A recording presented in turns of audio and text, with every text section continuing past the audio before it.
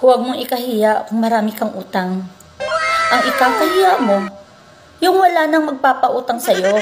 Kasi ang kunat mo magbayad. Galing ha? Alam niyo ba kung sino yung taong mahirap makalimutan? Yun yung mga taong umuutang sa'yo na hindi pa nagbabayad. Kaya, kung gusto mo, ayaw mong makalimutan ng mahal mo, utangan mo.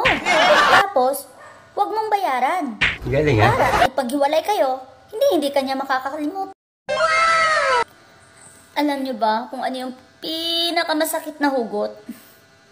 Yung pagbukas mo ng wallet, tapos wala kang mahugot, yun ang pinakamasakit, guys. Yun talaga. Ang hirap maging mahirap. Hindi tayo pinapansin ng mga feeling mayaman. Shut up! Manghusga ka. Maninira ka. Manglayat ka pa. Hayaan lang kita. Pero ang tanong, malinis ka ba? Huh? May nakausap ako sa TikTok. Kasi ang ganda ko raw. Sabi niya, may lahi ka ba? Sabi ko, opo, meron. Sabi niya, anong lahi mo? Sabi ko, half Filipina, half filter. May problema na ata ako sa mata. Kasi tuwing tinitingnan ko yung wallet ko, wala akong makikita. Gipakilig, pero wala ka giuyab. Okay ra na, oy. Ako gani, wala nang hilabot. Pero gilibak. Gago! Kung iisa lang ang utak, bakit kayo nagdadalawang isip? Kakapuyin pero hindi tayo uundang. Wala tayong mahimo. Hindi totoo Kasi yan. lisod ang buhay. Emotional! Huwag kayong uundang, ha?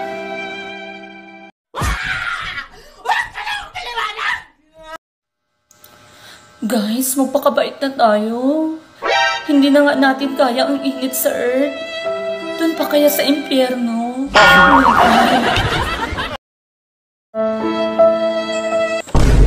Huwag mo akong titigan kung wala mo akong planong pusuan.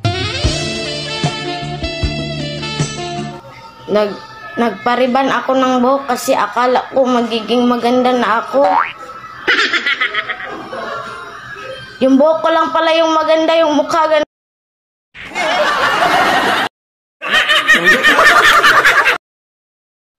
Huwag mong habulin yung tao na ayaw na sa'yo. Baka madapa ka pa. Tandaan mo, hindi sakop ng PhilHealth ang pag-ibig. Puro daw ako business. Naghangad raw yumaman. Eh bakit ikaw? Nagtatrabaho ka ba para maging mahirap? Kung madiskarte ka, may pera ka. Pero kung chismosa ka, may kaaway ka. Oh my God. Alam mo ba na ang love ay parang siopaw? Yung akala mo special, pero bola-bola lang pala. Grabe, iba na talaga panahon ngayon. Dati pag nagluluto ako, nagtatanim ako, naglilinis ako, hindi ko binibidyo. Pero ngayon, konting galaw ko lang, binibidyo ko na. Ayan o, nagbibidyo na naman ako. Sabi mo, Dok, kapag kalendar ang ginagamit, hindi ako mabubuntis. Bakit nabuntis ako? Paano mo ba kasi ginamit ang kalendar? Ay, Dok, yun ang ginamit kong pangsapin.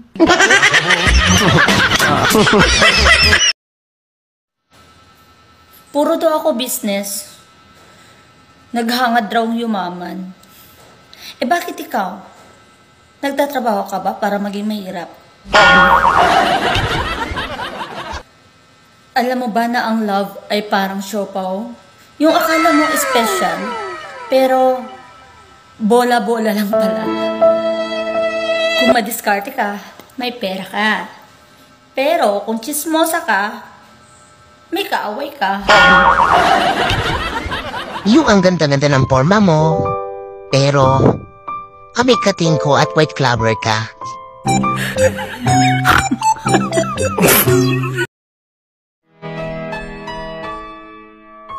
Alam mo yung kumakain ka lang ng halo-halo, Tapos, naisip mo yung panlalamig niya sa'yo.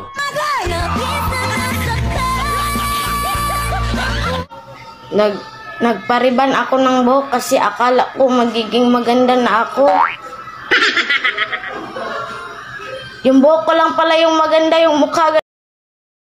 Kamusta na, Irene? Sino ka? Kilala ba kita? May amnesia kasi ako. Wala akong maalala. Na-aksidente ako. Pasensya ka na kung di kita maalala.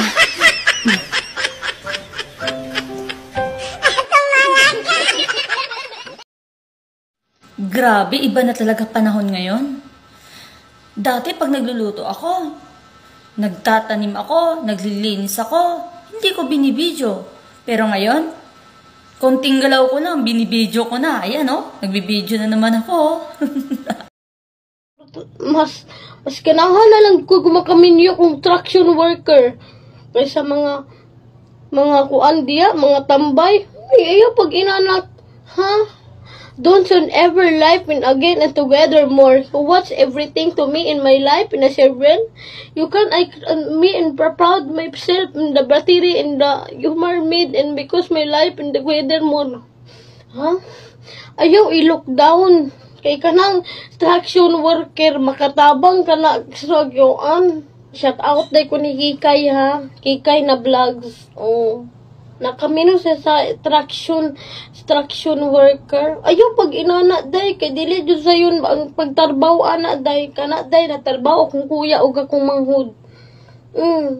Ngano mo inana man ka ikay na imo disappoint ang traction worker.